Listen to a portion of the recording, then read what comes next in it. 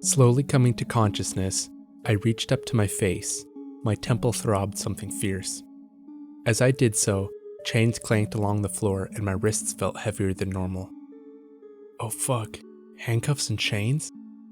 I tried to sit up, but bands of cloth secured me to the table. Fuck. I turned my head to the left. Blank gray concrete. No window.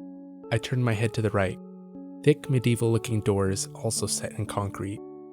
A key jangled in the door and it swung open on silent, well-lubricated hinges. A short woman stepped through. She had pointy ears and a thin face. Her hair was golden purple and shimmered in the fluorescent light.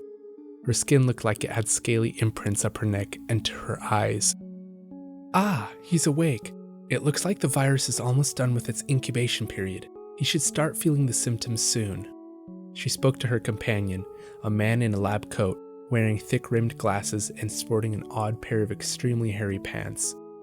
Hey, what's going on? Let me go! I yelled at her, but she just ignored me. I yanked at the handcuffs, but they just dug into my wrists. Please, I moaned. What's happening? The doctor tapped a few things into her phone and pocketed it. Well, I'm out, Grembly. I'll meet you in lab A401. Yes, doctor. The woman walked out while I watched in helplessness. The man unlocked the table I was laying on, then began pushing it out of the room. My face still throbbed, but my leg felt worse. I could feel a burning sensation traveling up and down the wound. Please, what's going on? He looked down at me. I thought I could detect pity in his eyes. He glanced around quickly. Elhaven, 3rd Medical Ward, I groaned. He continued to push me down the long halls. Similar-looking men and women walked about, holding clipboards and wearing lab coats. What is this place? Elvar Medical Research Center. Are you an Elvar? No. You Mundani sure don't know much. I'm a fawn. He pushed me through a double set of doors and wheeled me into a room marked A401. He checked my straps, then paused and whispered into my ear before leaving the room. Be ready to leave in 10. I cranked my head to look at him, but he'd already walked out of the room. A doctor walked in a few minutes later, consulting a clipboard. Are you comfortable? Actually, that's great. Do you feel any discomfort in your leg? Yeah, of course you do. Silly question. She marked off something in her clipboard. When can I leave? You can't. Possibly not ever. What will you do with me then? I looked into her shimmering blue eyes.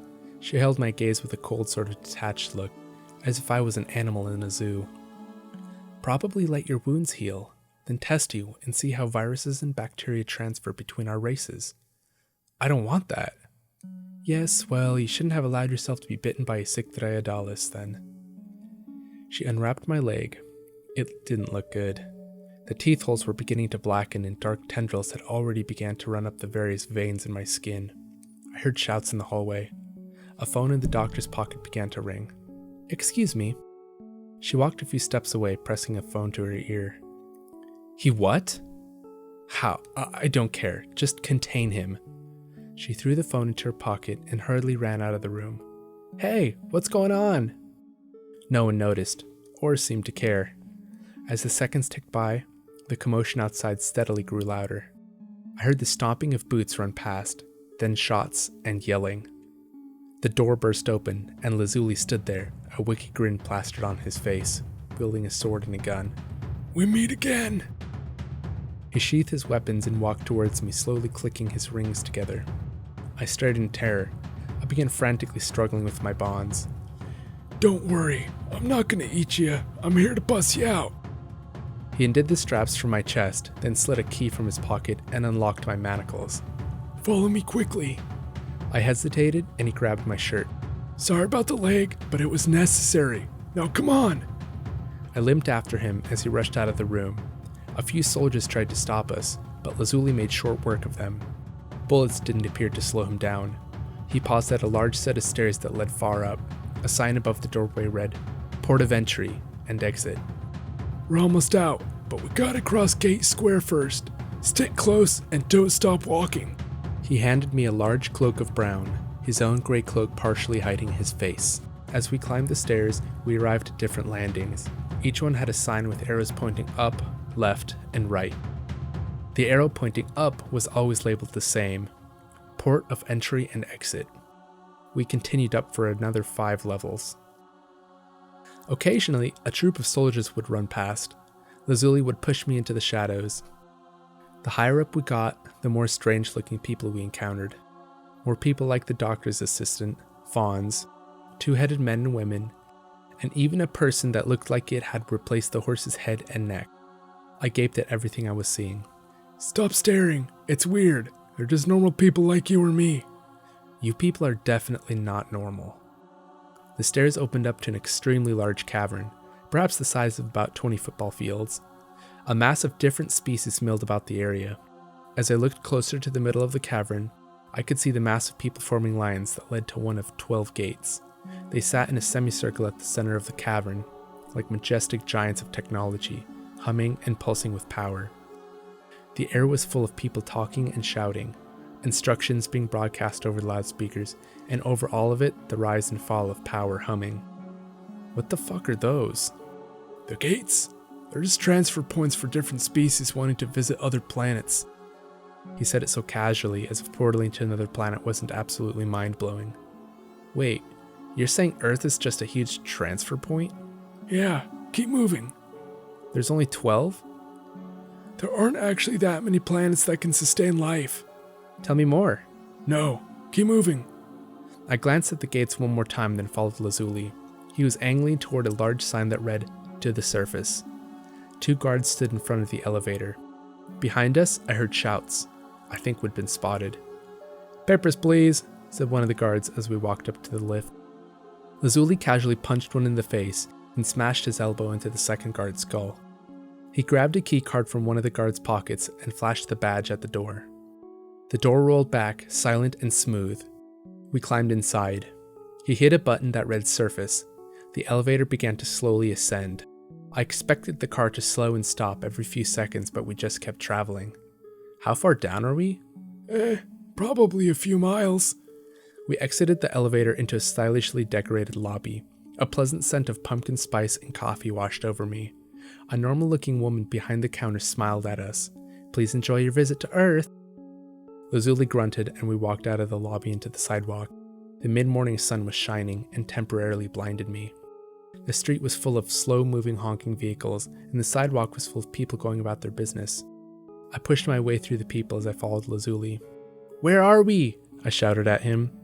New York! What the fuck? How did we get here?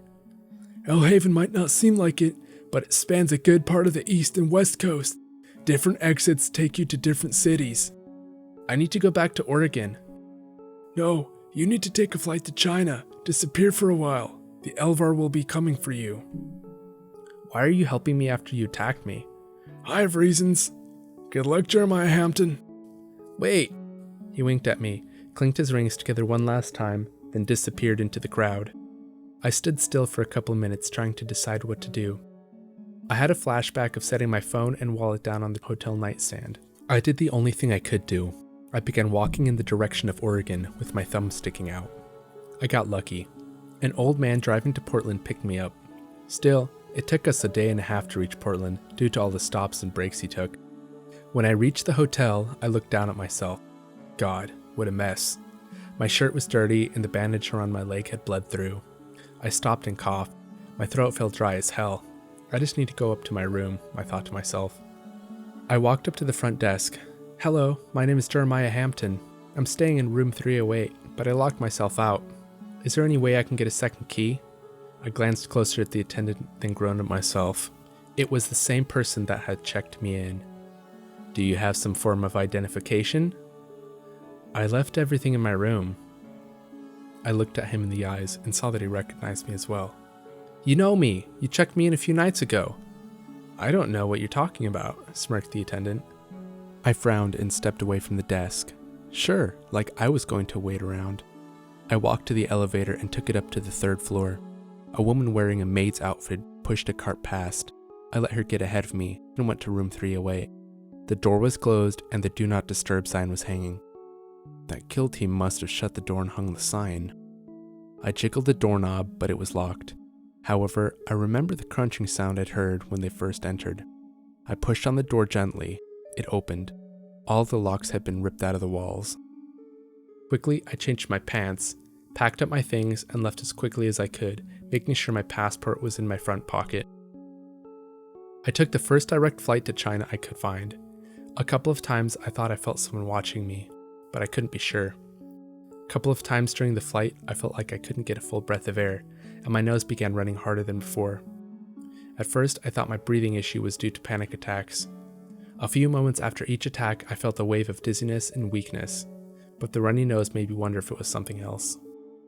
I went to the bathroom a few times over the flight to check my leg and blow my nose. My leg was not looking good. I needed a hospital. The black tendrils had extended up my leg and stopped just below my left hip. I could see faint pulsing, as if responding to my heartbeat. That freaked me out, so I stopped looking. I didn't want to fly to the most obvious Chinese cities, so I decided to go to Wuhan. On landing, I ordered the taxi to take me to the hospital, any hospital. He took me to TCM Hospital of Hubei Province. The receptionist spoke broken English, but she seemed to understand what I was saying. I told her it was an emergency, and when I lifted my pants leg, her eyes widened and she immediately paged a doctor. I must have looked terrible. I had snot running down my nose, I was wheezing, and chills began rapidly spreading through my body. I was escorted to a room where I was instructed to change into a hospital gown. Doctor took a look at my leg and made some notes, then left. He reappeared a few moments later with a whole team that took information from me. "Hey, can you treat my leg? We must move you to a different facility." That didn't sound good. A nurse came in with a second clipboard. "What is your profession?" "I work in finance." "Do your friends and family know you're here?" "I doubt it. I don't really have friends, and I'm not close to family." The woman nodded. After a few hours, 2 men in hazmat suits strode in and grabbed my arms. At that point, I was too weak to resist. I'm sorry about this, but we've never seen this sort of sickness before, so we must move you to a secure quarantine facility." I nodded. "Just make me better." They strapped me to a gurney and wheeled me out of the hospital, then lifted me into the back of a military vehicle. I wasn't sure how long we drove, but it didn't feel too long. Granted, I drifted in and out of sleep during that time. Turns out, I was taken to the Wuhan experimental weapon facility. I spent the next few weeks being poked, prodded, and administered with different substances. They told me I was highly contagious, and asked me ridiculous questions like, "Were you sent here by America to infect the country? Are you a spy?" I later found out that anyone who had simply been in the same room as me without any sort of mask or suit had contracted the sickness. The doctors and nurses were nice to me, and I recovered after about 2 weeks. The wounds in my leg also healed up nicely. They had administered some medicine, cut out bad tissue, and let me rest with tons of fluids. I stayed in that facility for a month. I don't think they would have ever let me leave. However, my boss had been worried about me and called around. He somehow found out I'd taken a flight to China and called the American embassy in Beijing. He explained that something was seriously wrong, so they contacted Wuhan. After finding me at the testing facility, they made sure I was no longer contagious and extracted me back to the American embassy. I wish I had known. I wish I had known how contagious I was, or that I was even infected. I'm directly responsible for infecting hundreds, maybe thousands of people, and indirectly, hundreds of thousands. If I ever see that fuck Lazuli again, I'll kill him.